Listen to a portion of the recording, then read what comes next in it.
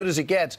And I remember succinctly that when Roger Staubach went back to pass the original Hail Mary to Drew Pearson to beat the Minnesota Vikings in Minnesota and go on march right from the wild card to the Super Bowl to play the Steelers, and then the Vikings were able to turn the tables now. A repeat of history. It's unbelievable. They are one game away from playing the Super Bowl at home for the first time in history. And there's a very happy Pete Hegeseth. Yeah, right. One of the biggest Vikings fans in the world. He's going to be joining us shortly. Plus, Jillian's Eagles are heading to the playoffs as well. Right. So we've got a busy day today to pick up.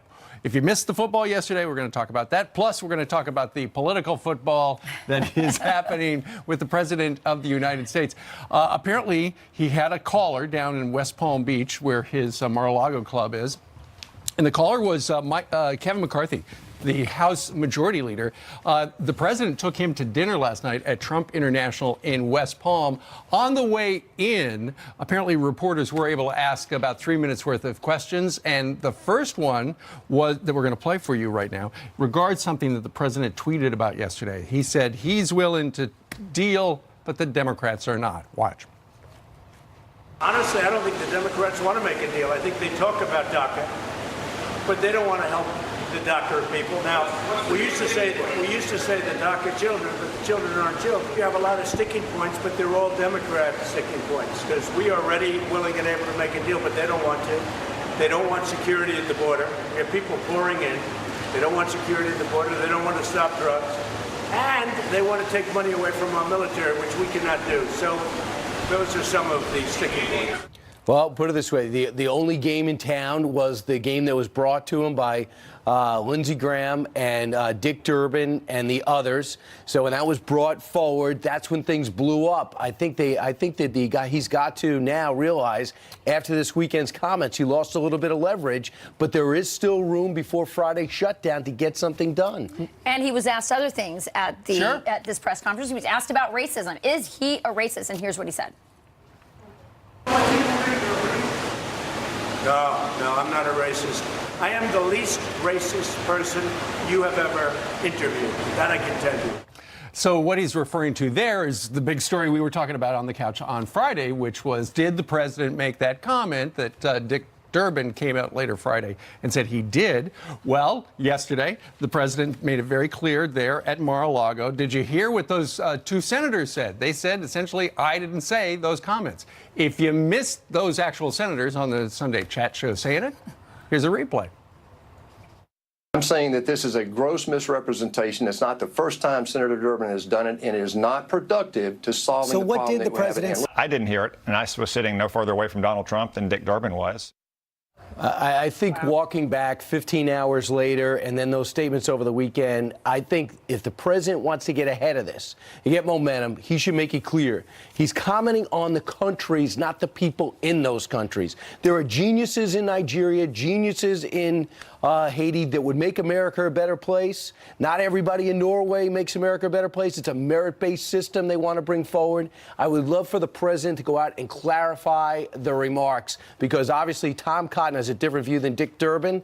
The president could move everything forward by just making that declarative statement. I don't know. I don't think there's anything the president could say that would remove the way that these people think about him, that they want to have the conversation be about racism. I think what this is, the comments that that were leaked out of that were about what the president said at the beginning of the first clip, which is they don't want a deal. Because if you wanted a deal, you would have never leaked that comment, whether he said it or not. Sure. And, you know, Brian was talking earlier about how these senators went to the White House to present their bipartisan plan. Keep in mind, the House, Rachel, you know, your husband's in the House. The House with Bob Goodlatte, they've got a very Trumpian proposal that talks about chain migration, that talks about getting rid of the visa lottery program, and that winds up dealing with the dreamers, but at the same time funds the border wall.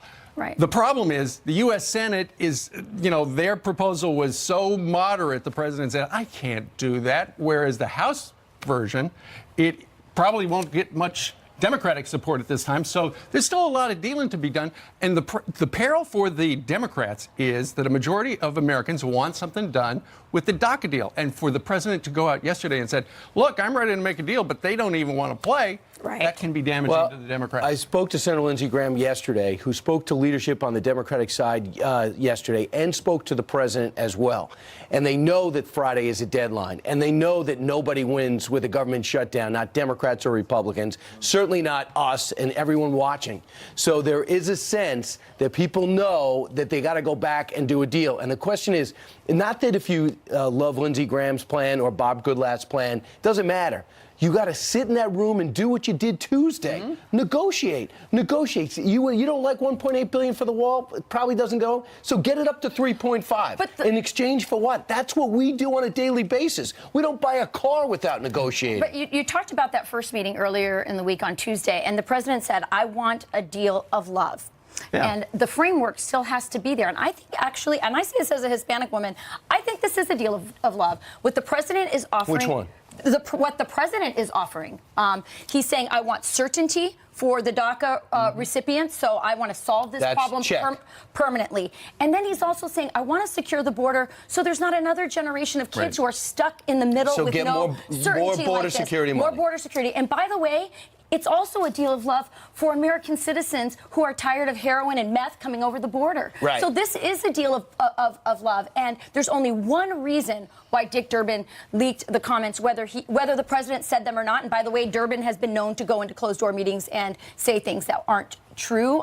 He's done that before under President Obama. But even if the president said it, you would only repeat that if you wanted the deal to get busted. And what made, I think, Dick Durbin look terrible and laughable and marginalized all his other comments when he came out and said, I told the president not to use the term chain migration because of what it means to African Americans. That is a common phrase used on a daily basis by both sides over the last 25 years. Chain migration is not an insult to people. It's a way of explaining why one person comes over and you end up with 55 people coming over, which is an issue that both sides agreed had to get done. Well, where are we today on this Martin Luther King holiday? We are at a stage where they are not close to a DACA deal, and they're not really close to funding the government. And that is a problem because they run out of dough on Friday night. Let me add this. There are other Republicans that contacted the Republicans that presented this plan to the president, who was very positive on it at 11 a.m. But when he got with Tom Cotton and others, and maybe you like this and maybe you don't, he blew it up by the time he walked in. At 11 o'clock, talking to General Kelly and the president, he's like, come on over, let's move, let's start talking. When he got there, it ended up being blown up. They say that more Republicans have contacted Lindsey Graham about joining in the effort to get something done. The Democrats haven't shut the door. Well, meanwhile, let's talk about opening the door to the House of Representatives. In the back chamber, State of the Union night, the President of the United States will address a joint session of Congress. However, there will be at least 4 Democrats who will not be there because they do not, and the latest one was Democrat Frederica Wilson. She's going to be boycotting because of the president's comments on immigration. Remember, she is also the one who was attacked by the Trump administration for revealing details of that private phone call between the president and a grieving widow. And those are the others who are not going to be in attendance: Maxine Waters, John Lewis, and Earl Blumenauer of the great state of Oregon. You're not going to go. No, and listen, first of all, the good news, the upside of all of this is that every member gets a guest ticket. So there's going to be more tickets, more seats available for those constituents. So call your congressman. You may want to go to the State of the Union. Always looking on the bright side. Looking on the bright side. But look, I couldn't have disagreed with President Obama more on his collectivist policies. And yet, I packed up all of my kids and went to his inauguration, not because I love Obama and his policies, but because I love America. And I think this is a time, the State of the Union is a time when people come together. And I think this shows a real lack of tolerance. No kidding. So anyway, sure, that number will grow, but I don't really think it's going to be a big story by the time it comes up, especially if they can get a deal funding the government, at least a 2-week CR to postpone. Maybe the heads are too hot right now, and maybe they'll just agree to fund the government for 2 more weeks and go back to negotiating. So stay Stay tuned. In the meantime, it's 6:11 here in New York City on this Martin Luther King holiday. Good morning. And Jillian joins us. I'm passing along a message from Yes. Jesse on Twitter, Steve, who says Yes. your glasses make you look dapper. Dapper. Yes, professionally dapper. Thank you very much, Jesse. Jesse from Phoenix, there you go. Right. All right, guys, now let's get to some of your headlines this morning, starting with some disturbing video showing the moment a police officer is nearly run down by a car in Times Square.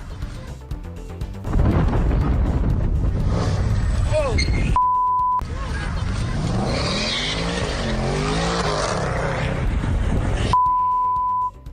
26-year-old officer Ian Wallace dragged and thrown to the ground before the driver sped away, hitting other cars in its path. Several officers, along with Wallace, chasing the car with their guns drawn. Get that car! Get the car!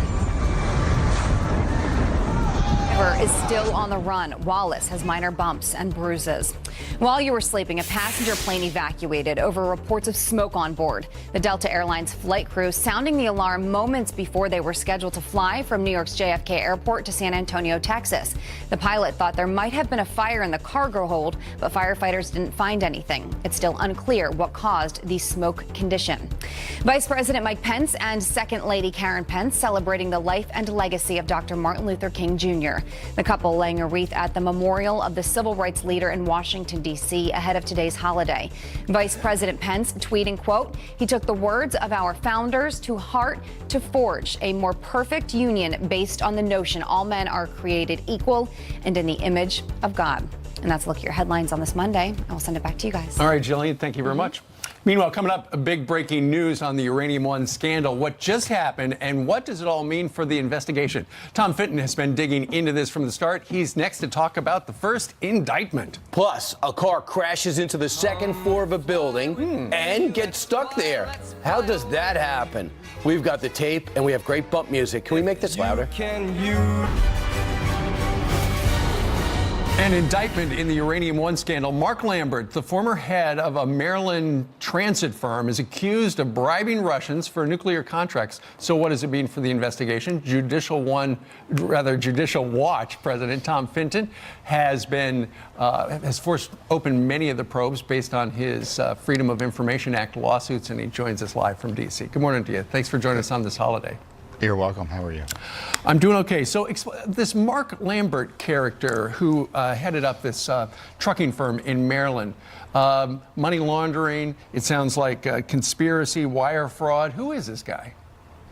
Well, he had contracts with the Russian-owned state uranium company, essentially Tenex, and allegedly he was giving kickbacks to Tenex officials who were sharing proceeds with other Russians who were involved in the uranium industry here in the United States. And the reason they were involved in the uranium industry here in the United States and actually had expanded involvement was because of the Uranium One related decision-making made by the Obama administration, made despite them knowing that this type of activity was going on. Right. The sort of bribery kickback schemes that are endemic in Russia and Russia-related industries, no matter where they're operating. And secondly, them sending tens of millions of dollars into the Clinton Foundation in order to make sure that the right decisions would be made by the State Department under Hillary Clinton that would allow them to expand their activities here in the United States. And ultimately, the deal was approved, and that fast forwards us to this point. A lot of members of Congress on the Republican side were upset that this was not thoroughly investigated. And in fact, Tom, I believe it was in December, the Attorney General Jeff Sessions said he encouraged the Department of Justice to reopen the case. Is this indictment a byproduct of that, or do we know? We don't know for sure, but it's, I don't think, coincidental a few months after it's reported about the fact that the Justice Department under Obama was hiding this in plain sight from the American people and certainly hiding key information from Congress. And then the Justice Department under Jeff Sessions responds, hey, we're going to take another look at this. There's a new indictment to follow up on an indictment that had been sitting out there, or a conviction had been sitting out there since 2015. Right. This is about, in the end, what steps they're going to take about what happened with Hillary Clinton. Now we've got the bribery going on with the Russian transportation here in the United States. You've got the Uranium One side of it. Is the Clinton gang going to be investigated by the Sessions Justice Department as aggressively as it ought to happen? Answer that question, will they? We'll see. This is a follow-up to the last part of the investigation. We are supposedly out of Little Rock. Both the U.S. Attorney and the FBI down there are looking at pay-to-play allegations with the foundation. One would hope Uranium One is part of it, but there's tens of millions of dollars that were laundered through laundered by Russians into the Clinton operation that needs to be thoroughly investigated in order for the American people to be rest assured that our uranium industry hasn't been compromised. Indeed. Well, stay tuned. Tom, thank you very much for joining us on this holiday. You're welcome. All right. It is 6:20 now here in New York City. The video is insane. Look at that, a jetliner dangling off the side of a cliff after it skidded off the runway. This morning, what investigators are saying about the pilots. And as Americans pause to honor Martin Luther King Jr. today, Democrats like John Lewis are busy calling the president racist. We made so much progress, and I think this president, is taking us back to another place. Some quick headlines for you, starting with a Fox News alert. Dozens of people are hurt after a balcony collapsed at the stock exchange in the country of Indonesia. Incredible video capturing the moment. The floor gave way, sending people and chunks of debris falling onto the floor. Many of the victims, college students on a study tour. One of them claims they felt a tremor before the collapse, but the official cause still unknown. Terrorism has been ruled out. There are no reports of any deaths. And terrified passengers speak out after a jet skidded off a runway and dangled on a cliff in Turkey. People on board said they smelled fuel and feared the plane would blow up. The pilots both questioned, one telling prosecutors the right engine sped up during landing. Alcohol apparently not a factor. Investigators still working to get the black boxes. All right, Rachel and Brian? Congressman John Lewis criticized President Trump Sunday for reversing the progress made by people like Martin Luther King. Take a look. I don't think there's any way that you can square what the president said with the words of Martin Luther King Jr. We've come so far, we made so much progress, and I think this president, is taking us back to another place. But it's not a surprise. He didn't even show up for the inaugural. This is a new op-ed, warns against politicizing Martin Luther King Jr. and the day they created to honor him, which is today. The author of that op-ed, Jeremy Hunt, is an active duty U.S. Army officer, and he joins us right now. Welcome so much. Welcome. Good morning. Good to be here with you. What prompted you to write this? Well, really, I wanted to kind of shift the focus back to Dr. King. We've seen so many folks with their own political agendas and their own narratives, basically trying to cherry pick Dr. King's legacy to fit their own agenda. And I want to shift the focus back to the purpose of this holiday, and that is national unity. It's about public service. And, you know, we could play the game of, you know, which efforts would Dr. King would or wouldn't support if he were around today. But ultimately, we don't know. But does boycotting the State of the Union undermine Martin Luther King's message then? Are you saying that? I think a bigger look at it is what is the purpose of this holiday? And I think the purpose is for those of us that do want to see change in our country, that we want to see the legacy of Dr. King. I mean, he stood for choosing love over hate. Right. He was a minister of the gospel. And we don't know if he would be kneeling today, but we do know when he knelt in prayer. And that's something that's so special about him. And that's what we should be celebrating today over anything else. So the New Yorker magazine that has him kneeling next to Colin Kaepernick in obviously an animation or a cartoon, that bothers you? It does, because we're inserting politics and turning them into one of the few moments that our country can kind of come together and disregard our political ideologies just for a moment. And then you see all these different media outlets with their own takes on it, their own agendas. How did you feel last week when the president, had that ceremony honoring Martin Luther King? His nephew was there. Yes. And April Ryan, the reporter, at the end. Nobody asked, by the way, the nephew anything, right? Exactly. And then she yelled out, "Are you a racist?" How does that undermine? In fact, let's watch in case you missed it. Mr. President, are you a racist? Mr. President, will you respond to these serious questions about your statement, sir? No, Mr. President, I'm talking to the president, not you, sir. Mr. President, are you a racist? That bother you? It does. I mean, I had so many friends there that were happy to celebrate Dr. King's legacy and happy to celebrate that proclamation. But then the entire story was all about, not about the words that were spoken there, but they were all about the president's comments, days before. And so I think that that's problematic because for American families, they want to be able to just, enjoy a holiday free from all of the, top trending political stories. Jeremy, let me ask you, since somebody serving in the military, you're America first. It doesn't matter black or white. That's what I get from your op-ed. So if you're the president, and whether you like what Dick Durbin came forward or not, you saw politics in it, if you're the president right now, having everything that happened or didn't happen, what would you do today? Well, I'm not the president. I'm quite low on the totem pole, actually. How about this? How about Tuesday, after this? What would you like to hear? I think we need to hear a message of national unity. We need to hear a message of, look, regardless of everything that's going on in our country, we stand for freedom. Martin Luther King, in his letter from a Birmingham jail, he said that the goal of America is freedom. He said, so we're going to reach our goal of freedom because that's the goal of America. But your op-ed, you talk a lot about prayer. You said it's about inner transformation. So is the answer for America more prayer? Absolutely. And pray for unity. One thing that is for sure that we do know is that Dr. King was a minister of the gospel. In fact, that's how we want it to be remembered. And so we must pray for this nation. We need change. Our hearts have to change and have to come back and realize that we live in the greatest nation on earth. But that's only because God has blessed us so dearly. You heard it here. The answer is prayer. Thank you so much. All right, and thanks for your service. Thank you. 31 minutes before the top of the hour. Still ahead, Senator Jeff Flake comparing President Trump's attacks to the media. Remember, he has this big award show this week, to a Soviet dictator. Borrowed that phrase. It was popularized by Joseph Stalin, used by Mao as well. Enemy of the people. Dan Bongino is fired up about this. He's live next. Plus, you've seen Sarah Sanders battle the press, but she's got a bone to pick with Amazon. We'll explain. Borrowed that phrase. It was popularized by Joseph Stalin, used by Mao as well. Enemy of the people. It should be noted that Nikita Khrushchev, who followed Stalin, forbade its use, saying that was too loaded, that it maligned a whole group or class of people, and it shouldn't be done. I don't think that we should be using a phrase that's been rejected as too loaded by a Soviet dictator. And that is a Republican senator talking about a Republican president.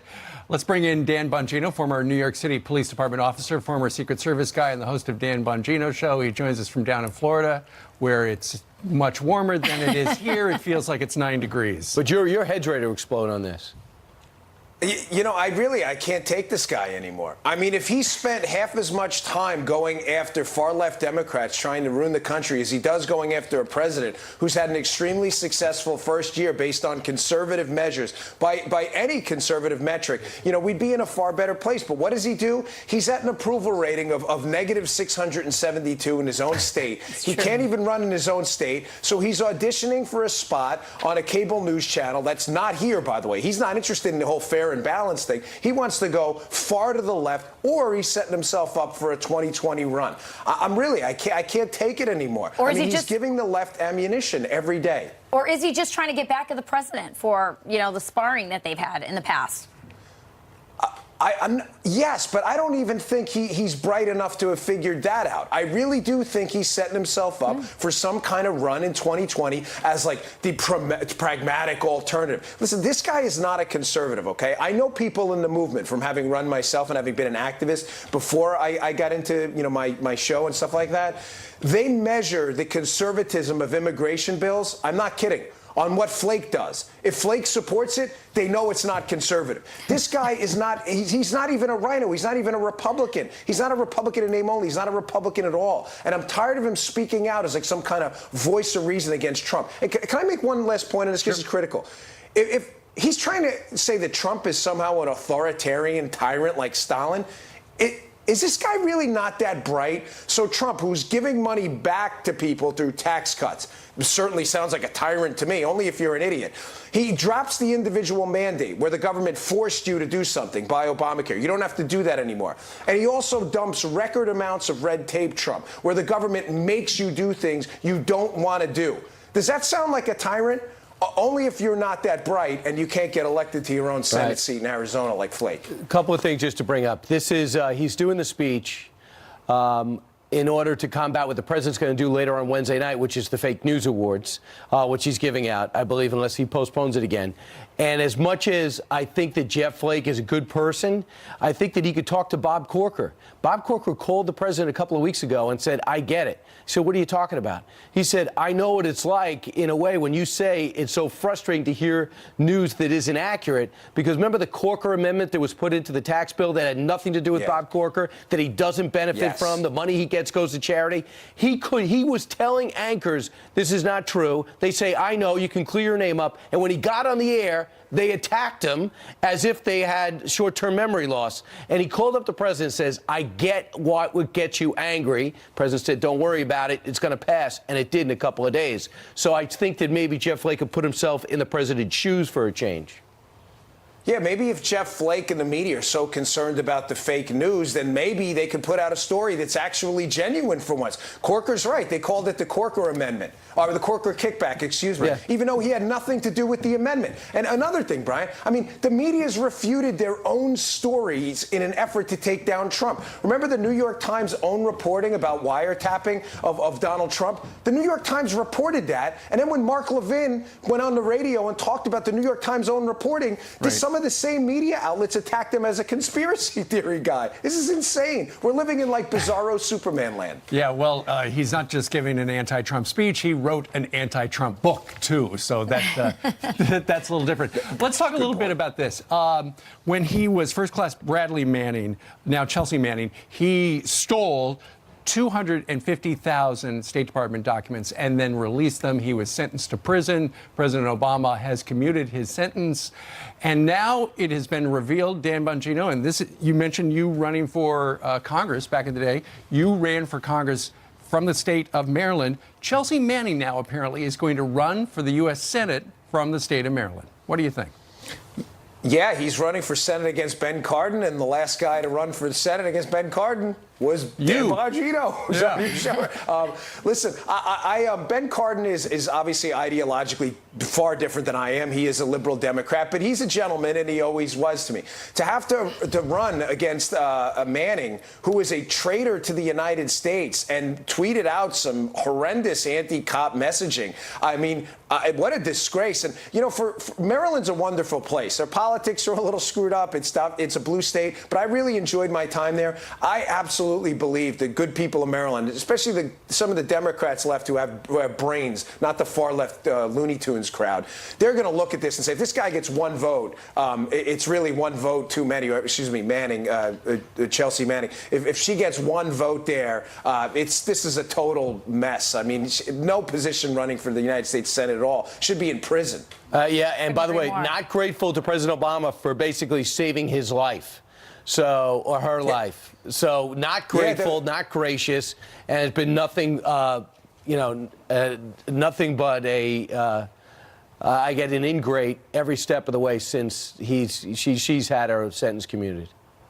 Yeah, Manning leaks the war logs. I mean, this is sensitive information that's sensitive for a reason for all of our enemies to see. I mean, who knows what kind of damage was done by this? What kind of assets were compromised? What kind of propaganda was given to our enemies to kill U.S. soldiers and U.S. assets overseas? And you have the nerve to run for the United States Senate to represent people in a good state like Maryland? Are you crazy? I mean, Manning should drop out tomorrow out of sheer embarrassment alone. Well, and this is one of the few times.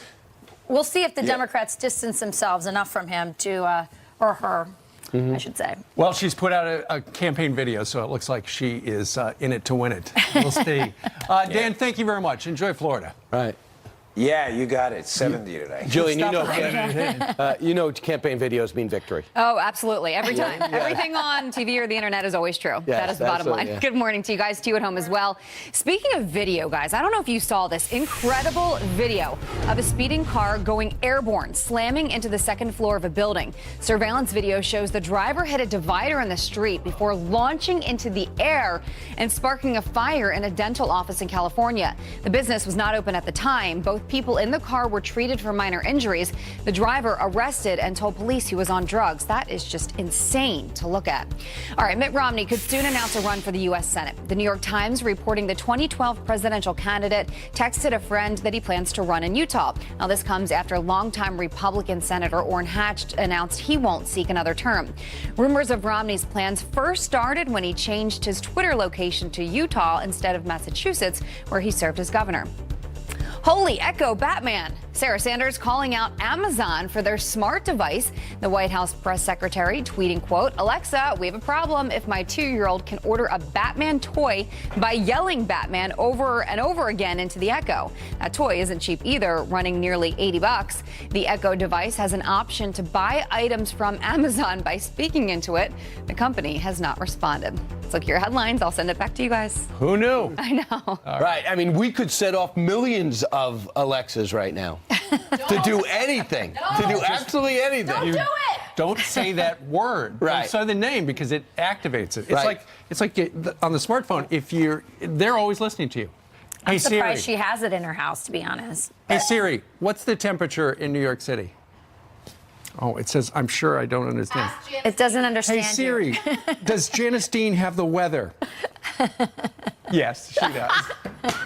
What happened there? I don't know. Siri should know that. I'm on a It's good called the cold relationship. shoulder. Speaking Cold of wave. cold shoulders, I mean, it's cold out again. It's kind of a roller coaster ride. Take a look at the current temperatures, 18 in New York, but with the wind chill, it feels even colder than that. But the worst of the cold is across the northern plains and the upper Midwest, where it feels like, look at this, minus 36 in Minot, minus 35 in Fargo, minus 12 in Minneapolis. You get the picture. And all that cold air is sinking as far south as the Gulf Coast. So there's our Clipper system. It's going to dive as far south as Dallas, Texas.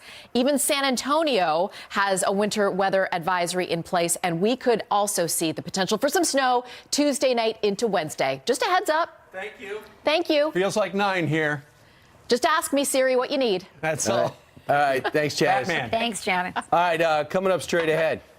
The moment a sailor goes overboard and his dramatic rescue then ensued, the whole thing caught on camera.